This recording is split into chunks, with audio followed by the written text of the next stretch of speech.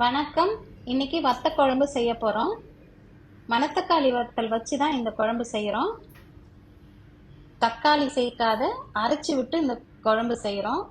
இந்த குழம்பு முதல் நாள் ராத்திரி தயார் செய்து கலந்து வைக்கிற சாதம் மறுநாள் மதியம் சாப்பிட்ற வரைக்கும் நல்லா இருக்கும், கெட்டே போகாது.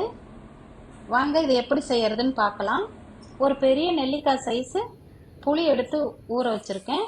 அரைக்கிறதுக்காக ஒரு 1/4 டீஸ்பூன் வெந்தயம், 1 டேபிள் ஸ்பூன் தனியா, 1 டேபிள் ஸ்பூன் துவரம்பருப்பு, 1 டேபிள் ஸ்பூன் கடலைப்பருப்பு, 1 டீஸ்பூன் மிளகு, 1 டீஸ்பூன் ஜீரகம், 2 வரமிளகா.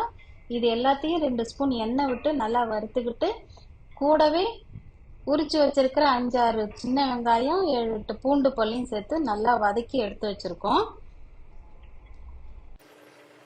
புளியை நல்லா கரைச்சி எடுத்து வச்சிருக்கிற கரைசல்ல ஒரு 4 டேபிள் ஸ்பூன் மிளகாத்தூள், குழம்பு மிளகாத்தூள் சேர்த்துக்கிறேன். அதுக்கு தேவையான அளவு உப்பையும் சேர்த்துக்கிறேன்.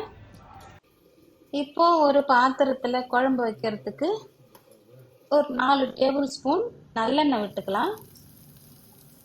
வத்த குழம்புக்கெல்லாம் இந்த நல்லெண்ணெய் சுவையை கூட்டி கொடுக்கும். அதனால நல்லெண்ணெயில் தாளிக்க போகிறோம். வெங்காயம் வடகம் சேர்த்து தாளிச்சுக்கணும். கூடவே ஒரு டேபிள் ஸ்பூன் மணத்தக்காளி வத்தையிலையும் சேர்த்துக்கிறோம். இப்போ தோல் உரித்து கட் பண்ணி வச்சிருக்கிற 5-6 சின்ன வெங்காயம், 10-12 பூண்டு பல், கருவேப்பிலை, இது எல்லாத்தையும் சேர்த்து நல்லா வதக்கிக்கணும். மிளகாய் பொடி, உப்பு சேர்த்து வச்சிருக்கிற கலந்து வச்சிருக்கிற இந்த புளி கரைசலை இதில் சேர்த்து நல்லா கொதிக்க விடணும். இது நல்லா கொதி வந்த பிறகு மீடியம் ஃப்ளேமில் நல்லா கொதிக்கணும். ஒரு 15 நிமிஷத்துக்கு இதை நல்லா கொதிக்க விடணும். இது கொதிச்சுக்கிட்டு இருக்கட்டும். இப்போ இந்த வறுத்து வச்சிருக்கிற இந்த பொருளை மிக்சி ஜாரில் மாற்றி நல்லா அரைச்சிக்கிட்டு வந்துடலாம். இது நல்லா நைஸாக அரைக்கணும். இப்போ இந்த குழம்பு நல்லா கொதிச்சிட்ருக்கு. இந்த அரைச்சிட்டு வந்திருக்கிற விழுதை இதில் சேர்த்துடலாம். இந்த மிக்சி ஜாரில் கொஞ்சம் தண்ணி சேர்த்து நல்லா அலசி விட்டுக்கலாம். இந்த விழுது சேர்த்ததுக்கப்புறம் இது ரொம்ப 5 நிமிஷம் அளவுக்கு கொதிச்சா போதுமானது, அதிகமாக கொதிக்க தேவையில்லை. இறக்க போகிறதுக்கு முன்னாடி இதில் கொஞ்சம் வெல்லம் சேர்த்துக்கணும். இது வீடியோவில் விட்டு போச்சு, கொஞ்சம் வெல்லம் சேர்த்துக்கோங்க.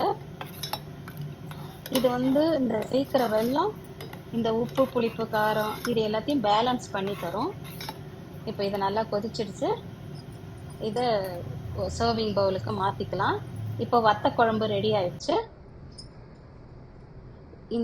சுட சுட சாதத்தோட இந்த வத்த குழம்பையும் அப்பளம் வத்தலோட சாப்பிடும்போது ரொம்ப சூப்பராக இருக்கும். நீங்கள் ட்ரை பண்ணி பாருங்கள். இந்த வீடியோ உங்களுக்கு பிடிச்சிருந்தா லைக் பண்ணுங்கள், ஷேர் பண்ணுங்கள், சப்ஸ்கிரைப் பண்ணுங்கள். நன்றி, வணக்கம்.